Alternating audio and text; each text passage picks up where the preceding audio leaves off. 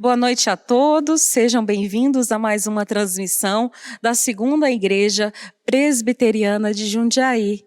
Que o Senhor te abençoe aí na sua casa e hoje, domingo, dia 2 de agosto, vamos juntos louvar ao Senhor, agradecer pelas misericórdias dEle que se renovam todos os dias sobre as nossas vidas. E para isso nós vamos fazer a leitura do Salmo número 27. Eu peço que você pegue a sua Bíblia e acompanhe a leitura do Salmo 27. Anelo pela presença de Deus, Salmo de Davi. O Senhor é a minha luz e a minha salvação. De quem terei medo? O Senhor é a fortaleza da minha vida. A quem temerei? Quando malfeitores me sobrevêm para me destruir, meus opressores e inimigos, eles é que tropeçam e caem. Ainda que um exército se acampe contra mim, não se atemorizará o meu coração, e se estourar contra mim a guerra, ainda assim terei confiança. Uma coisa peço ao Senhor e a buscarei, que eu possa morar na casa do Senhor todos os dias da minha vida, para contemplar a beleza do Senhor e meditar no seu templo. Pois, no dia da adversidade, ele me ocultará no seu pavilhão, no recôndito do seu tabernáculo me acolherá. Elevar-me-á sobre uma rocha. Agora será exaltada a minha cabeça acima dos inimigos que me cercam. No seu tabernáculo oferecerei sacrifícios de júbilo, cantarei e salmodiarei ao Senhor. Ouve, Senhor, a minha voz, eu clamo, compadece-te de mim e responde-me. Ao meu coração me ocorre, buscai a minha presença. Buscarei, pois, Senhor, a tua presença.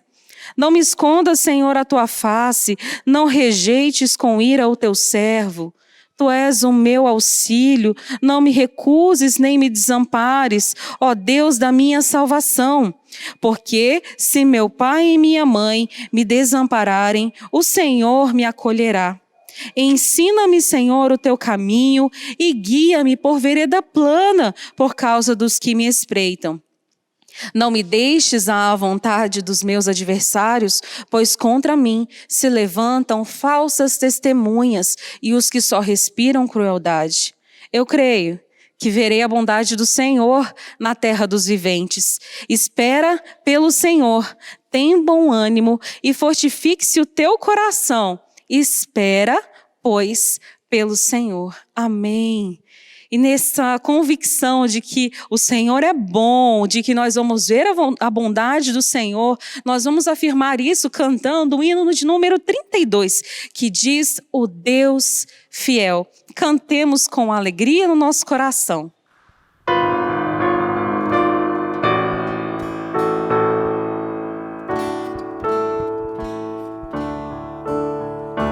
Tu és fiel, Senhor.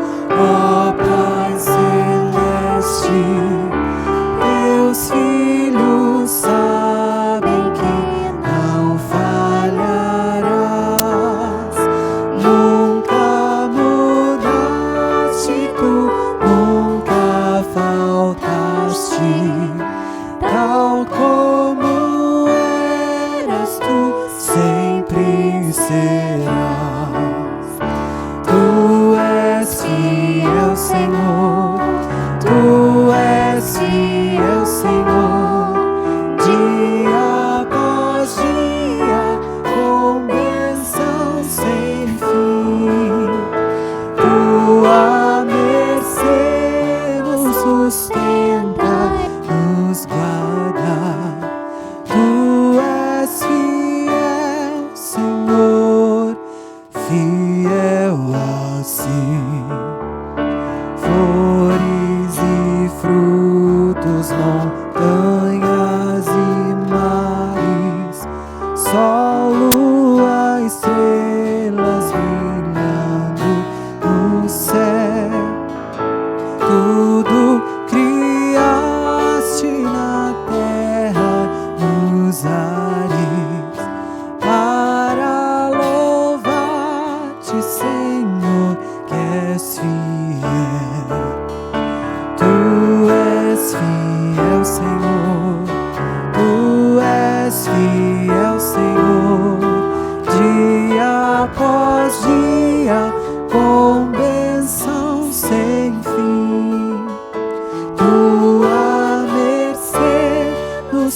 sustenta e nos guarda. Tu és fiel, Senhor, fiel assim. Pleno perdão tu dás e segurança. Cada momento me guias, Senhor. E no porvir, ó que doce esperança, desfrutarei do teu rico favor. Tu és fiel, Senhor, tu és fiel, Senhor, dia após dia, com bênção sem fim. Tua mercê nos sustenta e nos guarda. Tu és fiel, Senhor, fiel assim. Agora que nós já cantamos, que nós já falamos com o Senhor, que nós já adoramos ao Senhor, nós vamos falar com Ele.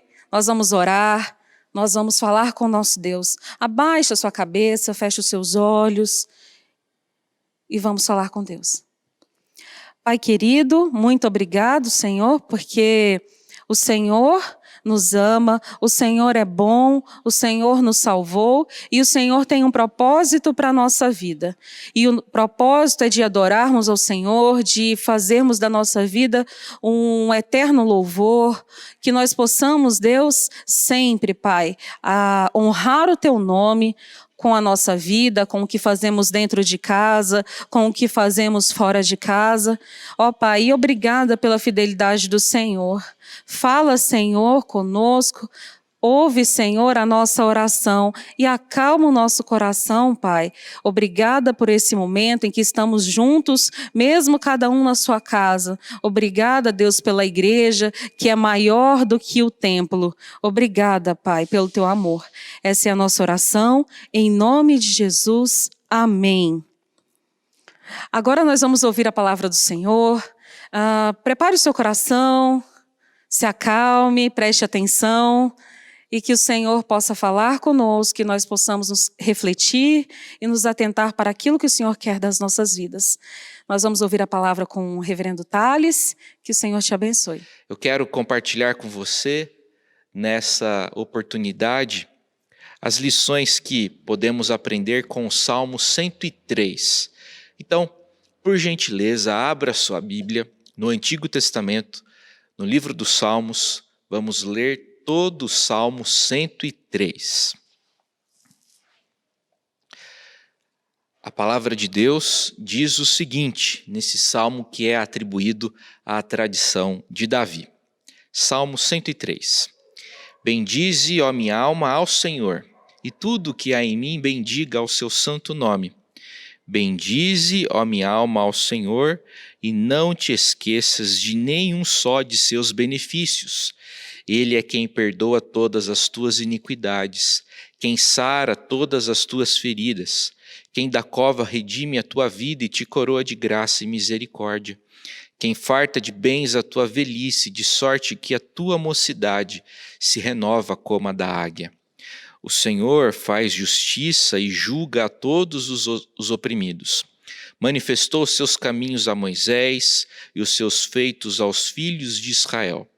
O Senhor é misericordioso e compassivo, longânimo e assaz benigno.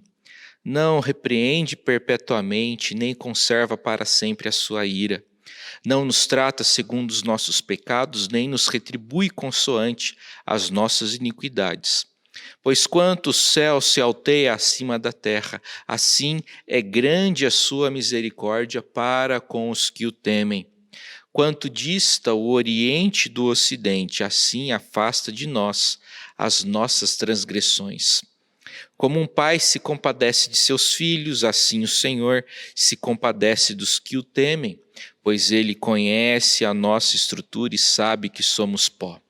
Quanto ao homem, os seus dias são como a relva, Como a flor do campo, assim ele floresce, pois, soprando nela o vento, desaparece, e não conhecerá daí em diante o seu lugar.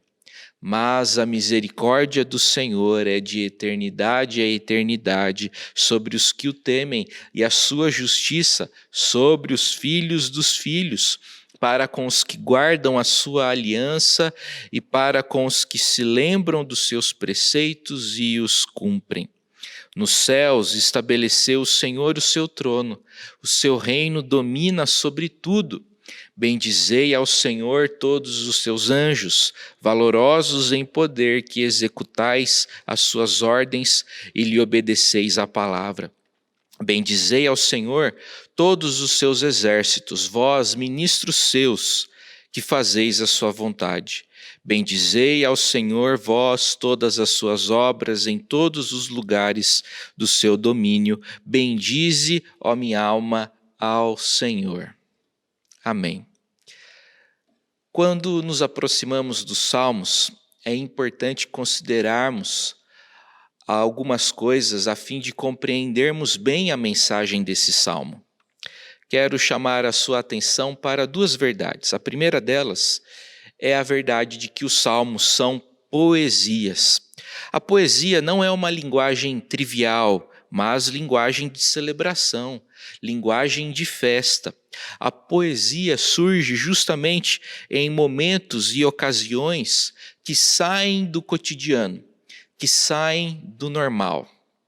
A segunda verdade que eu quero destacar é que os salmos são, além de poesias, orações. Os salmos são ao mesmo tempo, concomitantemente, poesia e oração. Mas como pode a Bíblia, que é a palavra de Deus para o homem, conter um livro com palavras do homem para Deus? A resposta para essa pergunta é considerar que orar é entrar em diálogo com Deus. E o ser humano não é capaz de fazer isso sozinho. Ele necessita que o próprio Deus o ensine e o habilite a falar com ele. É preciso também compreendermos a oração a partir de Jesus Cristo. Só Jesus Cristo orou corretamente. Jesus colocou diante do Pai toda a alegria, toda a angústia, todo o agradecimento, como só Ele poderia fazer. Nós devemos, portanto, aprender a orar com Jesus. Os salmos lidam com diferentes sentimentos que fazem parte da coreografia da existência humana. É por isso que nós nos identificamos tanto com esse livro. Na verdade, existe um salmo para cada momento da nossa vida.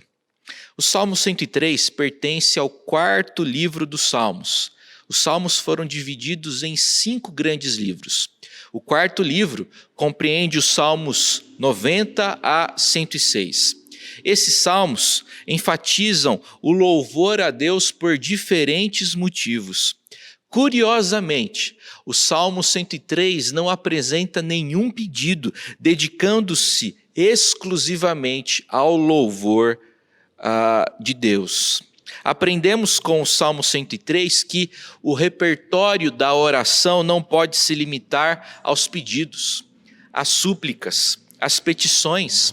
A oração sincera, a oração que agrada a Deus, dedica tempo, louvando a Deus, adorando a Deus, contemplando o Senhor, agradecendo as bênçãos do Senhor. O Salmo 103 trata sobre o fato de que o que Deus fez por nós excede em muito tudo o que temos feito para Ele ou contra Ele. A palavra apropriada para descrever esse ato imensurável, imerecido e inesperado de Deus é salvação. O Salmo 103 expressa a experiência da salvação. O Salmo 103 não quer descrever a doutrina da salvação, mas sim a experiência da salvação. O salmista descreve a sensação gostosa e pacificadora de ser salvo. Observe a primeira e a última sentença do Salmo 103. No verso 1 E no verso 22 encontramos a seguinte expressão: bendize, ó minha alma, ao Senhor. No Salmo 103, esses versos funcionam como uma espécie de moldura de um quadro que oferece a seguinte mensagem: eu devo louvar a Deus. No Salmo 103 expressa-se uma relação muito bonita e muito contagiante. Tudo que Deus faz é motivado por misericórdia e amor, e tudo que o fiel faz deve ser motivado pelo louvor. Diante do que foi dito até aqui, eu gostaria de meditar com você nessa oportunidade a respeito do seguinte tema: motivações para louvar a Deus.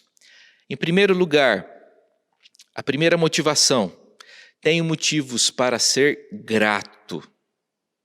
Bendize, ó minha alma, ao Senhor. É dessa forma que o Salmo 103 começa e termina.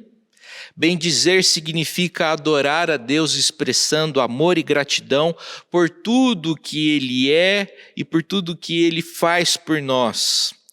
Coisa gostosa, aprazível para os pais é quando os filhos se aproximam, agradecendo, expressando amor, sem pedir coisa alguma. Para a Bíblia, o verdadeiro louvor só pode vir de um coração que é grato e que é satisfeito.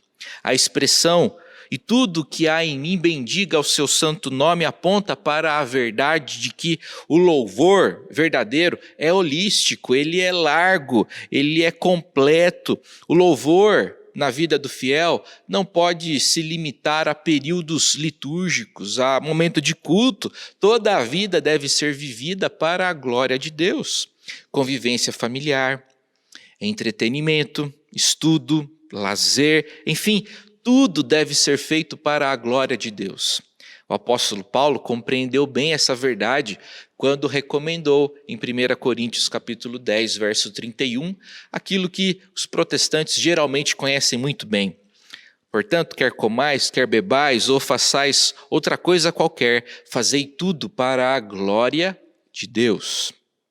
No verso 2, o salmista continua a desenvolver as razões pelas quais devemos ser gratos e afirma: não te esqueças de nenhum só de seus benefícios. A salvação é algo mais ricamente complexo do que algumas vezes pensamos. Nos versos 3 a 5 encontramos 5 ações de Deus incluídas na salvação. No versículo 3, o salmista diz: Ele é quem perdoa todas as tuas iniquidades. Deus perdoa os pecados de forma completa e integral. Não existe delito que não possa ser coberto com o perdão de Deus. No verso 3 ainda, o salmista afirma: Deus é quem sara todas as tuas enfermidades.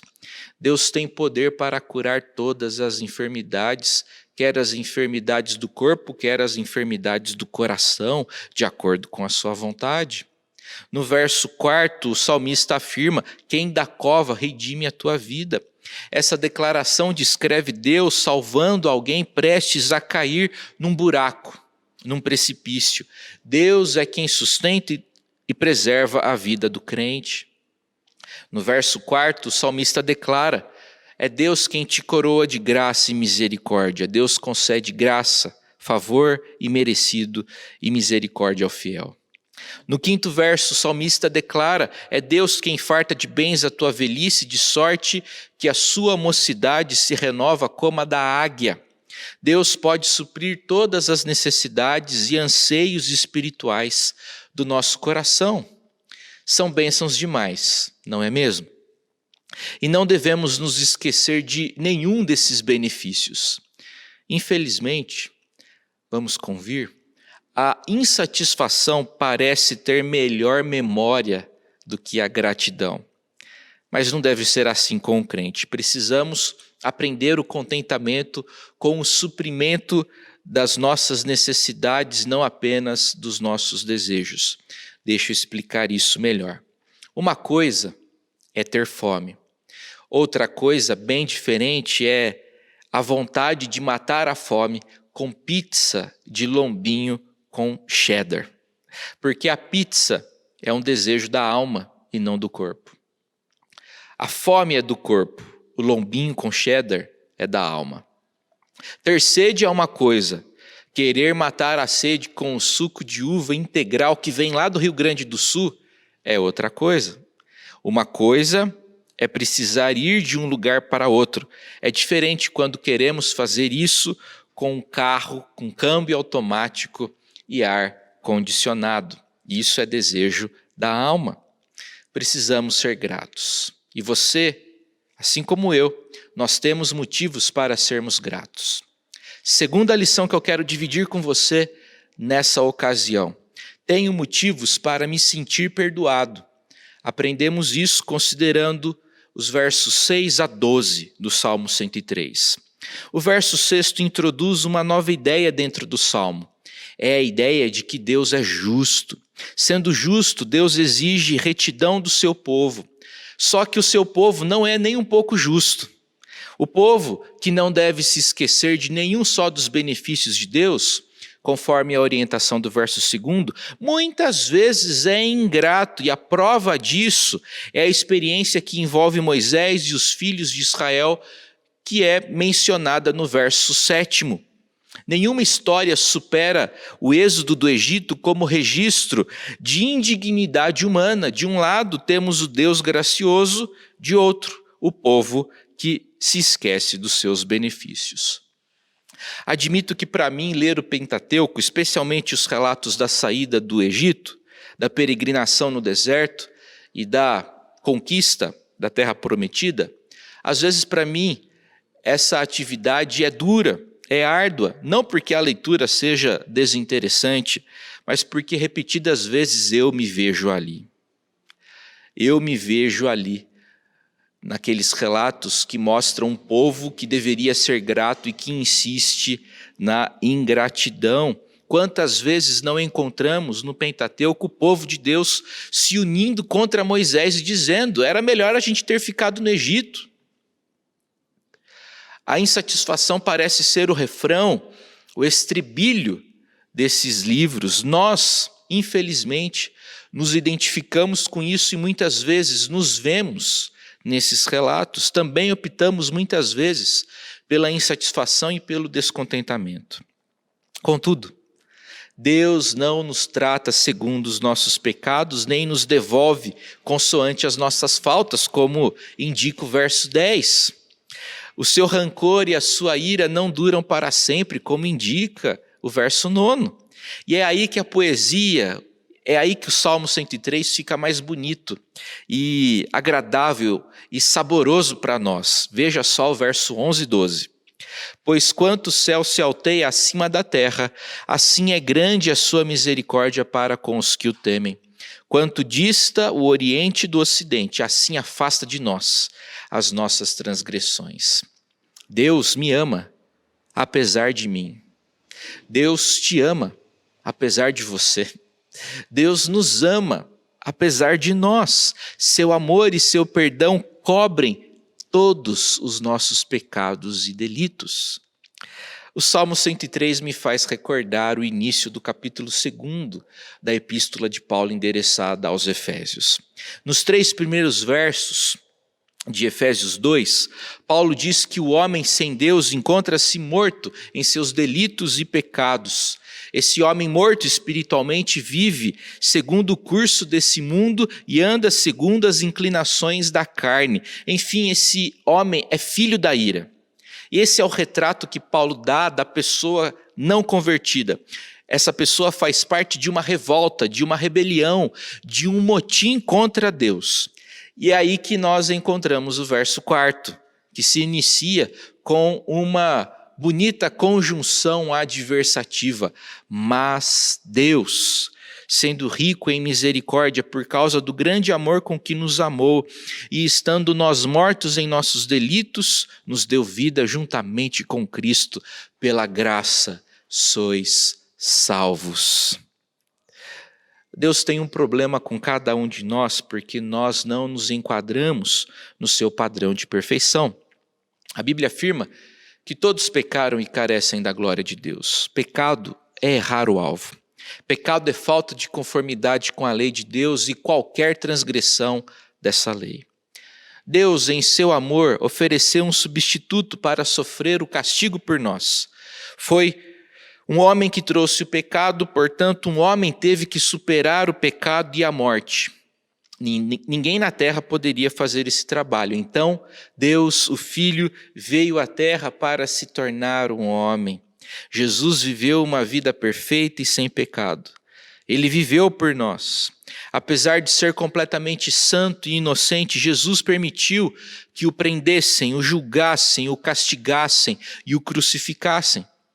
Quando Jesus foi pendurado na cruz, Deus Pai, sabendo todos os meus erros, todos os meus pecados, o Pai resolveu pegar todos os meus pecados, colocá-los sobre Jesus e castigar Jesus no meu lugar. E esta é a maior prova e evidência do amor de Deus por nós. Na cruz, Jesus atraiu a ira de Deus para si, poupando-nos do castigo e da perdição eterna.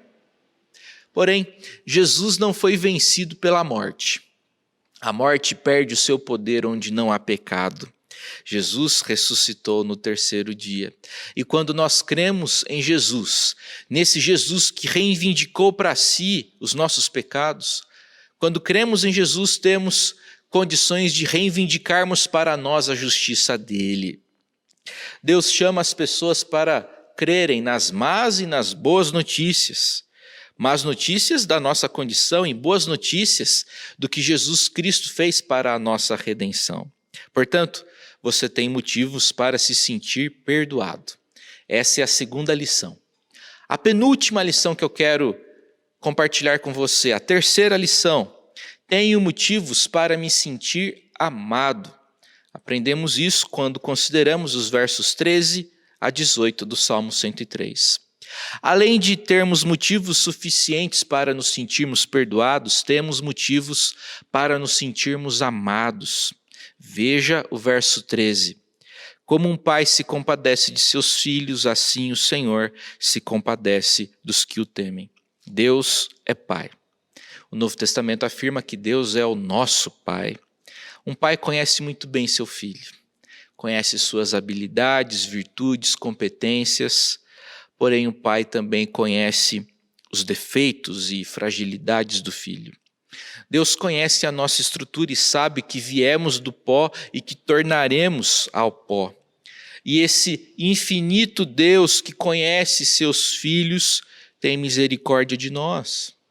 Os versos 15 e 16 descrevem a finitude dos seres humanos.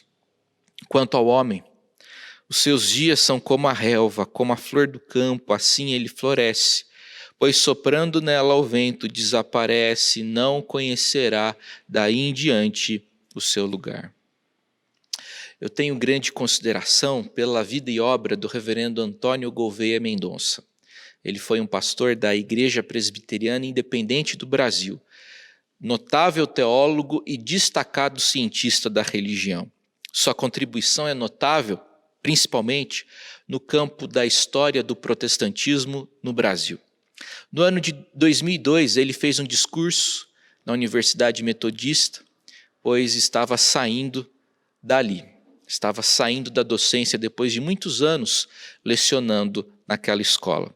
E ele disse o seguinte: vejo o sol da existência aproximando-se perigosamente da linha do horizonte e não posso, como Josué, fazê-lo parar.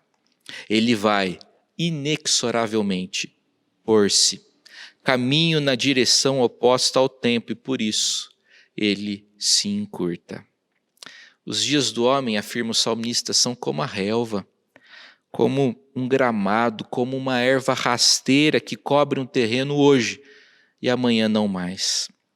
Em contrapartida, enquanto as pessoas são perecíveis, o amor de Deus é eterno.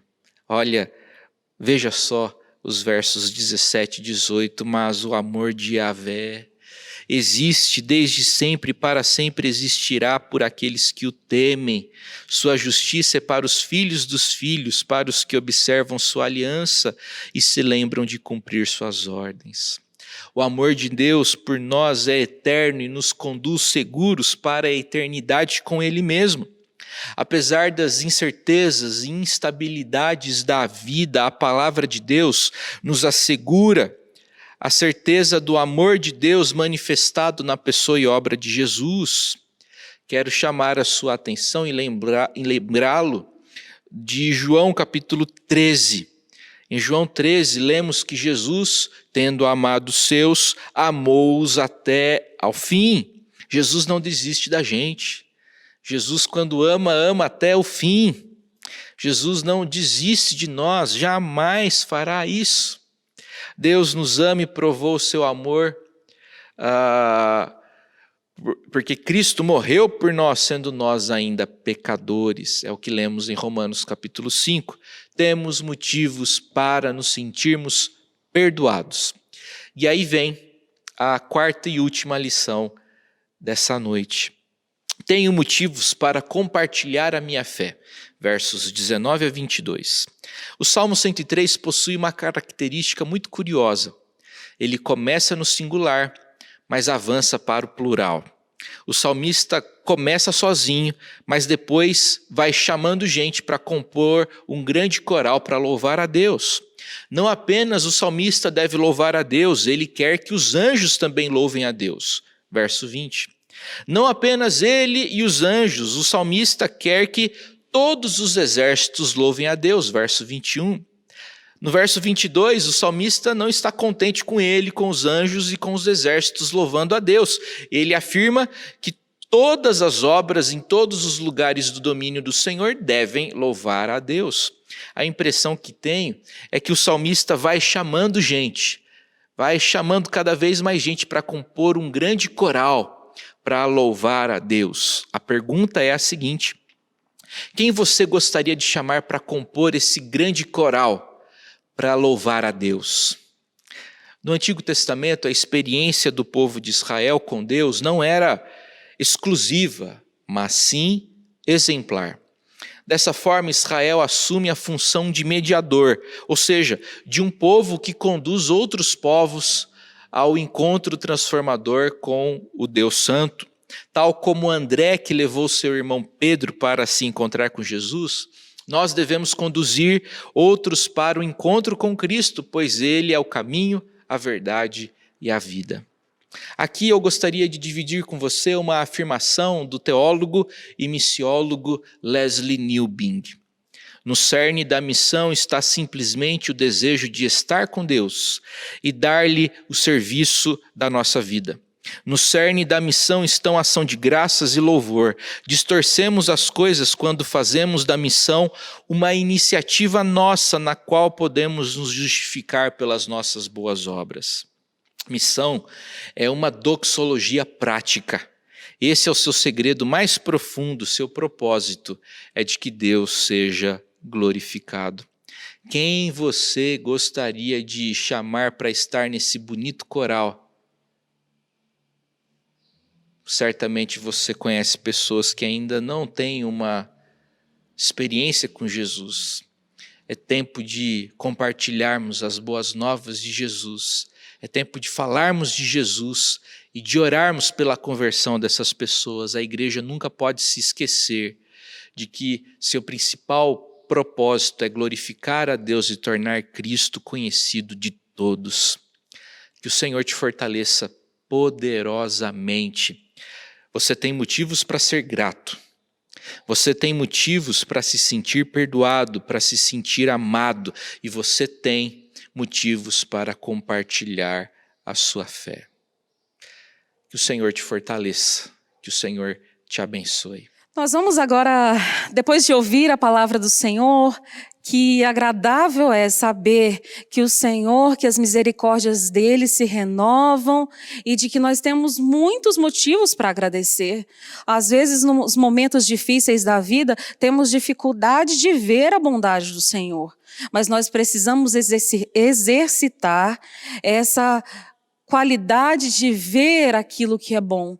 Porque se ficarmos olhando só para aquilo que é ruim, vamos nos perder e nos afundar em lágrimas e tristeza. Então nós devemos olhar para aquilo que o Senhor faz.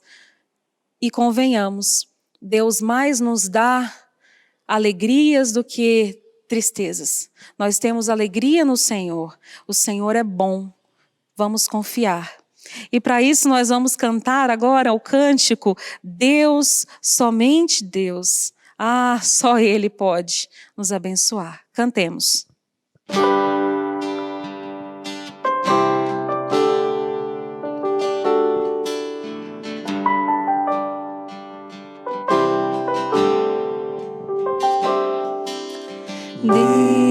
Deus, somente Deus, cuida de mim aonde quer que eu vá.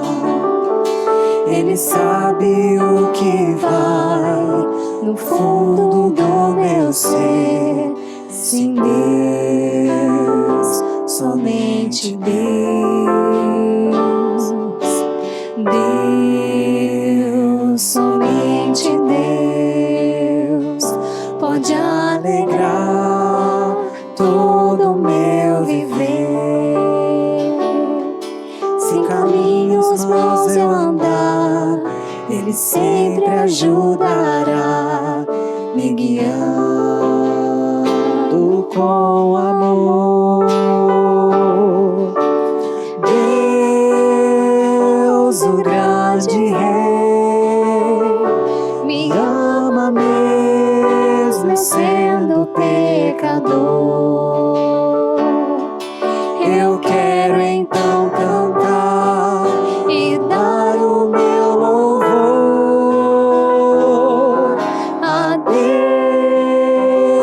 somente a Deus. Quero agradecer por tudo que fazes por mim, pelas bênçãos sem fim. Grande é o amor por mim. Confio sempre em ti.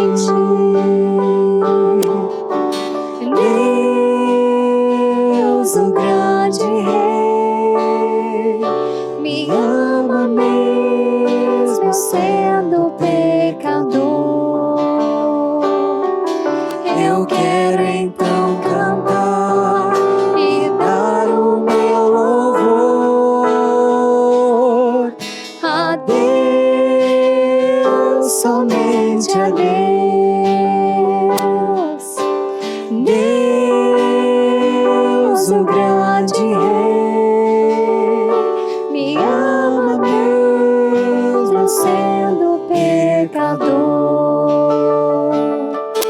Eu quero então cantar e dar o meu louvor a Deus, somente a Deus.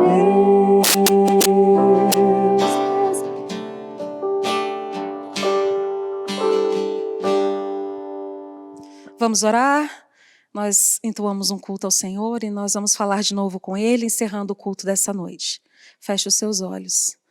Pai bondoso, Pai querido, Deus fiel, Deus amoroso, Deus que dá mais do que nós precisamos, Deus que aceita como somos, Deus que releva, Deus, os nossos erros, Deus que perdoa os nossos erros, Deus que nos corrige, que nos exorta. O Senhor é Pai, o Senhor é Deus Criador, é Deus que criou esse mundo, Deus, para vivermos. Obrigada, Pai, porque o Senhor, Deus, não tinha por que nos salvar, mas o Senhor nos salvou, o Senhor nos amou. Obrigada, Pai.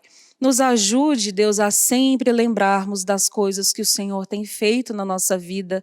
Não nos deixe sermos pessoas amarguradas, ó Deus, pessoas ingratas, que possamos agradecer e sempre ver e lembrar das bondades do Senhor na nossa vida. Louvado seja o nome do Senhor. Pai, abençoa a nossa semana. Abençoe cada um que está em casa. Abençoe os desafios que tem para essa semana. Abençoe aqueles que estão sofrendo, aqueles que estão preocupados com a doença, aqueles que estão com problema nos empregos, os que estão desempregados. Que o Senhor possa suprir a necessidade, ó Deus, de cada um e usar esse momento, Deus, para que as pessoas possam se lembrar e buscar ao Senhor. Obrigada, Deus. Essa é a nossa oração, com gratidão, em nome de Jesus. Amém.